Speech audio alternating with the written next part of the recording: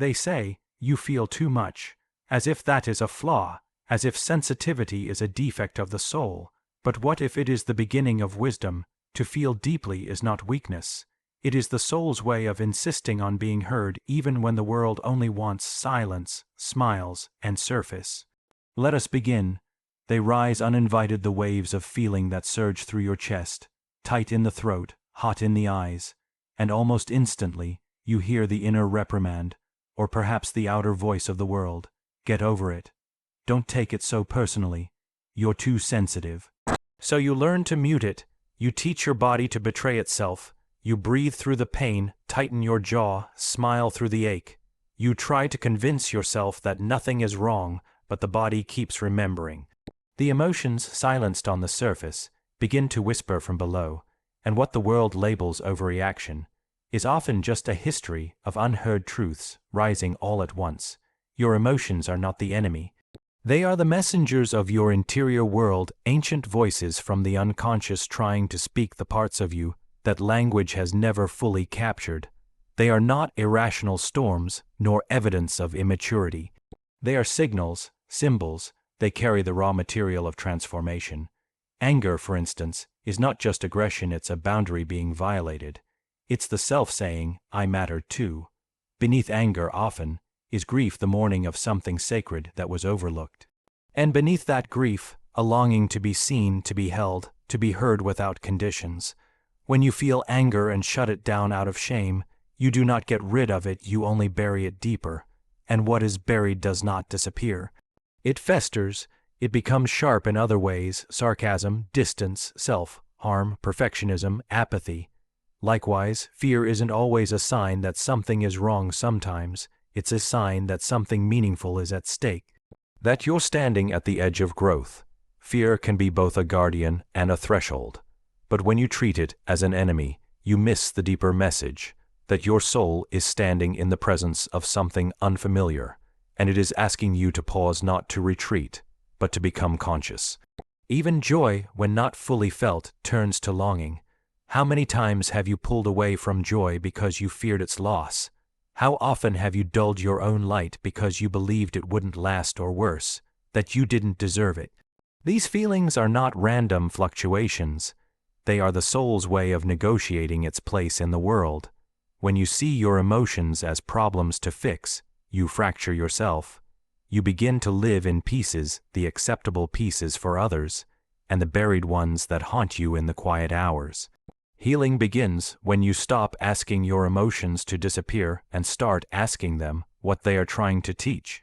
This requires courage, not the loud, performative courage of pretending nothing hurts, but the quiet, inner courage of sitting with yourself when the feeling is raw and messy and real.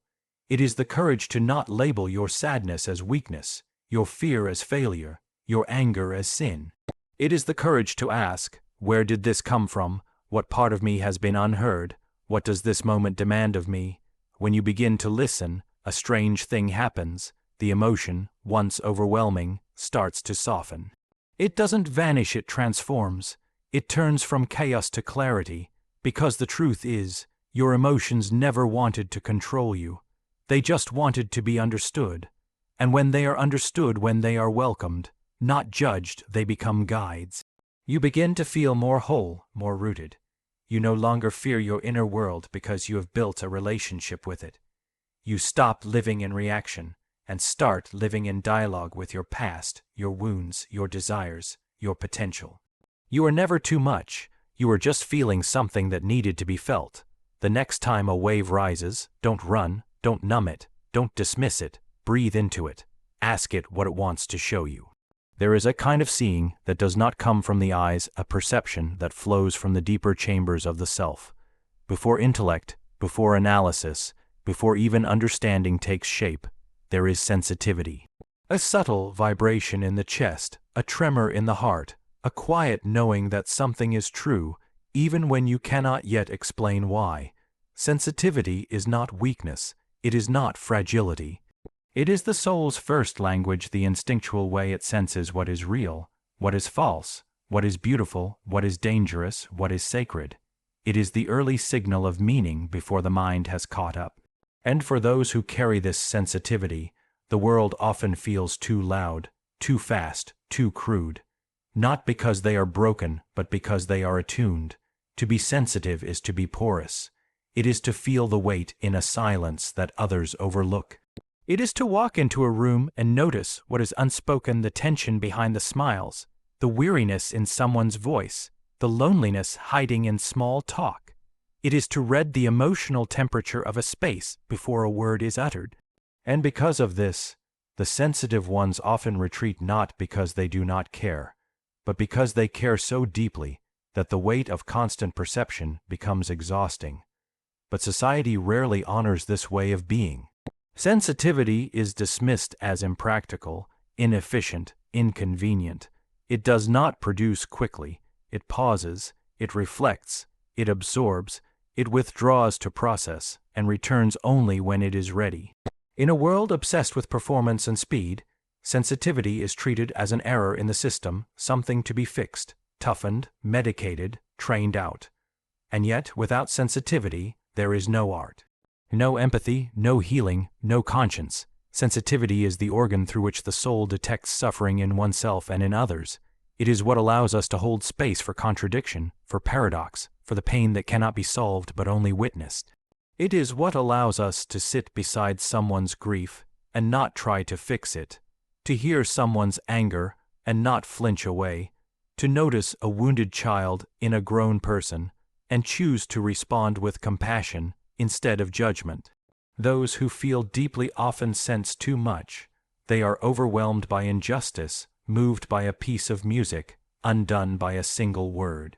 And because their emotions arrive before they are fully understood, they are often left stumbling through the dark, trying to make sense of a world that seems to punish the very qualities they were born with. But this inner sensitivity is not the problem, it is the source of their depth, their perception, their capacity to love without condition, to create without motive, to speak truth even when it trembles in the throat. To be sensitive is to be vulnerable to beauty, yes, but also to pain, and this is what makes it sacred. It is a way of being in the world with open eyes and an open heart, even when both are heavy. It is to be affected and to allow that effect to shape you, stretch you, awaken you.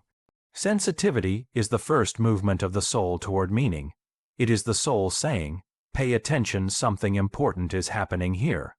There is no awakening without sensitivity, no transformation without first being touched by something you cannot explain.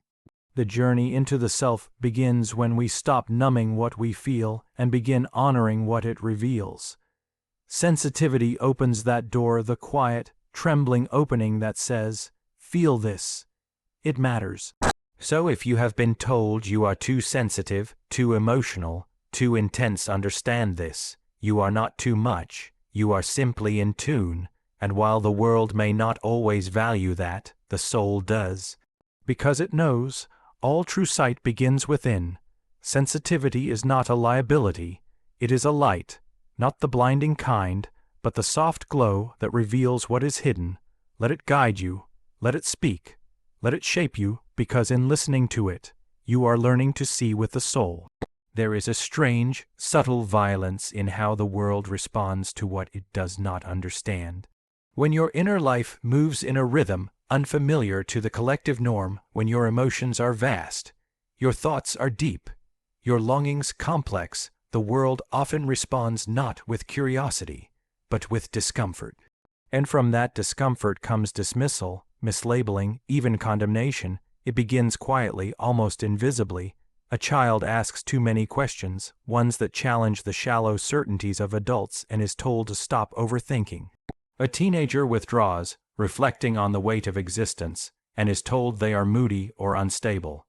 An adult who feels too deeply or sees too much is told they are too intense, too emotional, too much. The one who cannot numb, who cannot smile on command, who cannot make peace with the artificial, becomes a problem to be solved, not a soul to be understood. What cannot be measured is labeled irrational. What cannot be controlled is deemed dangerous, and what cannot be easily categorized is often pathologized. Sensitivity becomes a disorder, depth becomes dysfunction, grief is rushed, anger is sedated. Melancholy is diagnosed rather than listened to, and in all of this, we forget that what the world calls too much is often simply a person in tune with the parts of life we've all been trained to ignore. When a culture is afraid of its own darkness, of its own vulnerability, of its own unconscious, it will always project that fear onto others. The person who weeps in public reminds everyone of what they've buried. The one who questions the system reveals its cracks. The artist who paints sorrow, the poet who writes of despair, the thinker who refuses simple answers, these people are unsettling not because they are broken, but because they are mirrors. And most would rather shatter the mirror than face what it reflects. So the world gives names to those who don't comply. It diagnoses the one who feels everything as unstable. It labels the soul in deep reflection as depressed. It treats existential questioning as crisis rather than awakening, but rarely does it stop to ask, what if these responses are not dysfunctions, but signs of life? What if these so-called symptoms are actually the beginnings of truth, breaking through the surface of what is acceptable? The desire to label, to fix, to medicate away what is difficult, this is not always born of malice. Often it comes from fear, the fear of complexity, the fear of pain, the fear that if we allow one person's inner world to be valid, we may have to reckon with our own. And so we build a culture of distraction and denial, where only the easy emotions are allowed, and the difficult ones are seen as defects. But to pathologize the soul's cry is to miss the sacredness of what it's trying to say. That panic attack might be the body's rebellion against a life that no longer aligns with the truth. That sorrow might not be a disorder, but an initiation, a descent into the underworld of the self, where real transformation begins. That rage may be the honest expression of boundaries long ignored. These aren't malfunctions. They are messages, of course. Not all pain is sacred. Not every affliction is misunderstood genius. There is real suffering that needs real support, real care, real healing. But healing does not begin with judgment. It begins with reverence, with listening, with the radical act of honoring someone's experience before trying to define it. You are not broken because you feel what others avoid. You are not wrong because your soul refuses to fit into the mold. The world may not understand your depth, but that does not make it madness. It may be the very place where your wisdom lives. So hold your ground. Do not let the shallow labels take root in your spirit. Do not let the world's discomfort convince you to betray your own complexity. You are not meant to be easy to understand. You were meant to be whole. And wholeness includes the light and the shadow, the silence and the storm. The world may try to reduce you, but your task is to remember, what they cannot understand may just be what is most sacred in you. There is a difference between living and truly becoming. Most people live on the surface of themselves, moving through roles, identities, expectations inherited from others. They confuse performance with presence. They build lives that look complete from the outside but feel hollow within. And when the hollowness whispers in the quiet moments, they distract themselves again with noise, with busyness, with avoidance disguised as ambition. But there comes a time, sometimes sudden, sometimes slow, when the soul refuses to be ignored. A moment when the mask no longer fits, when the old ways of being begin to crack under the weight of their own falseness. And in that rupture, the truth starts to rise not as an idea but as a feeling, often painful, often overwhelming, but necessary. That is the beginning of individuation, not the accumulation of knowledge, but the descent into emotional honesty. And there is no shortcut. You cannot think your way into wholeness. You must feel your way into it. Feeling fully is not indulgence. It is initiation. It is the soul's way of leading you back to the parts of yourself that were abandoned, exiled, or denied. You cannot become whole without reclaiming what was once cast into the shadow: your rage, your grief, your longing, your fear, your shame, your desire. These are not mistakes. They are fragments, and they are waiting to be seen. The journey inward is not linear. You will revisit old wounds and discover new ones. You will feel joy that frightens you because you've grown used to numbness. You will feel pain that feels endless because it has waited years to be heard. But in every wave of emotion there is a message. The sadness says something mattered. The anger says something was crossed. The fear says you are at a threshold. If you shut these down, you shut down your own becoming. Individuation is not about becoming better, it is about becoming true. And truth does not live in ideas alone. It lives in the body, in the trembling, in the tears you hold back, in the laughter that surprises you, in the quiet ache in the chest that has no name. To feel fully is to let these expressions arise without censorship, not to be consumed by them, but to be in relationship with them, to welcome them not as enemies, but as guides. This is not the way of ease. It is the way of depth. The world will often tempt you away from it, offering comfort, validation, distraction, but the soul is not interested in comfort. It is interested in coherence, in inner unity. And for that to happen, every part of you must have a voice, especially the parts you've been taught to silence. You do not find yourself by transcending your humanity. You find yourself by descending into it. By letting yourself be pierced by what is real. By letting the heart break open so it can expand. By choosing to stay with your experience even when it burns. That burn is transformation. Feeling fully doesn't mean losing yourself in emotion. It means being present with emotion, allowing it, honoring it, learning from it. And slowly, something begins to change. The fragments start to recognize each other. The inner war softens. The self becomes more whole, more integrated, more alive. You begin to trust your inner world, no longer as something to be feared, but as something sacred. The path to individuation is not about becoming someone else. It is about remembering who you were before the world told you who to be. And the doorway to that remembering is feeling raw, honest, unfiltered feeling. When you stop running from your emotions, you stop running from yourself. And when you stop running from yourself, you begin the real work of becoming. This is the long path, the soul's path. It is not quick. It is not glamorous, but it is real, and real is what will save you. Meaning is not found in the mind alone. It is not constructed solely by logic or reason or clever interpretation. True meaning does not arise from thinking about life, but from being deeply moved by it. It is not the calculation of events that grants them significance. It is the feeling they evoke in the soul. And so, the gift of feeling is not incidental to human experience. It is essential. It is the very ground where meaning is born. We live in a time that often values detachment, efficiency, and control.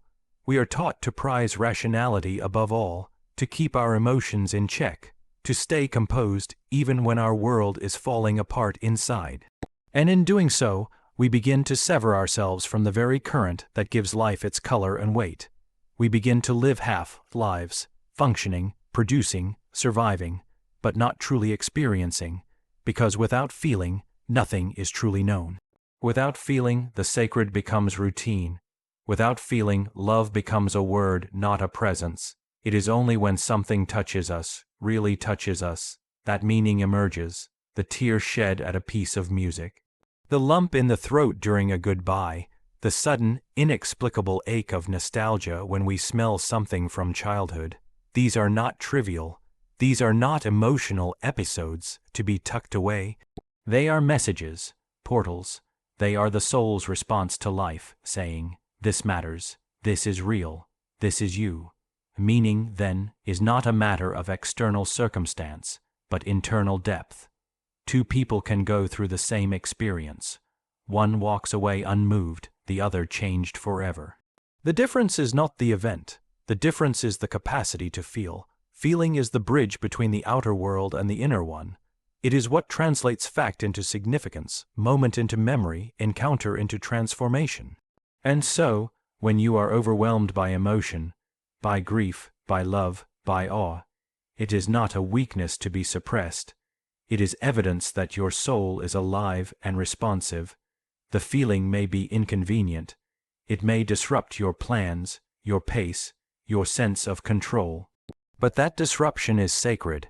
It is a sign that something is moving in you, something deeper than thought, something ancient and human and whole. Even painful feelings carry this gift. Grief, though excruciating, means something was loved. Despair means something once held meaning and now feels lost. Fear means something is precious and at risk. These are not signs of dysfunction, they are signs of life. They are the soul's way of orienting us toward what matters. To reject feeling is to reject this orientation. It is to choose a life that is safe but shallow, a life that may appear put together on the surface, but is hollow underneath. But if you choose instead to honor your feelings, to let them speak, to let them move you, then you begin to live with greater authenticity. You begin to understand yourself not as an abstract identity, but as a living, breathing presence, vulnerable, yes, but also capable of deep insight, connection, and joy. The moments in your life that you remember most vividly are not the ones where everything went according to plan. They are the ones that moved you, the ones that cracked something open in you, the ones that left you changed, not because you thought differently, but because you felt differently. And it is in those moments that your story was truly written, not by logic, but by the quiet ink of emotion. Feeling is not an accessory to life. It is the soul's compass. It is how we know what to hold on to, what to let go of, what to seek, and what to surrender. When you feel fully, you see more clearly, not just the world around you, but the landscape within. And in that clarity, you find meaning, not imposed, but revealed. So do not curse your sensitivity. Do not harden your heart just to keep up with a world that has forgotten how to feel. Let yourself be moved. Let yourself ache. Let yourself rejoice. Let yourself mean, because the gift of feeling is not a burden. It is the birthplace of everything that makes life worth living. So next time they say, you feel too much, smile gently and respond, no, I've simply made a home for the parts of myself you have exiled. Because the truth is, you were never too much. You were only ever fully human.